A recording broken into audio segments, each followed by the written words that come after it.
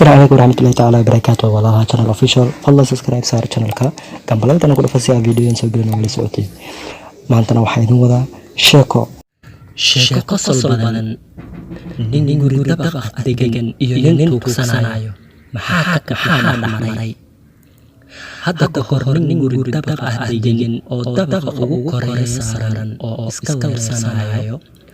ayaa arkay nin dhulka jooga oo asiga u yeerayo kadib hoos ayuu soo degay markii uu yimid ninkii ayuu weydiiyey waxa uu ka rabo kadib ninkii wuxuu dhahay walaalow nin uu dhib haystay ayaan ahay inaad lacag ii kaalmayso ayaan rabaa ninkii guriga lahaa okay soo bax ayuu dhahay dabaqa ugu sarreeya ayuu saaray kadib wuxuu dhahay allah ha ku kaalmeeyo ninkii tuugsanayay intuu xanaaqay ayuu yidhi war hadday sidaas tahay intaasoo dhan maxaad ii soo goysay oo dabaqan ii soo saartay kadib ninkii dabaqa lahaa wuxuu yidhi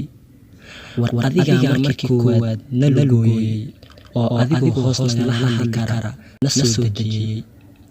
dadow lugoosma ma fiicno ee yaan la isgooynin. hana hilmaamin channelka subscribe saar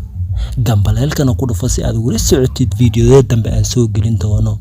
Like iyo share iyo comment intaba ha ka tagin. waad ku mahadsantihiin.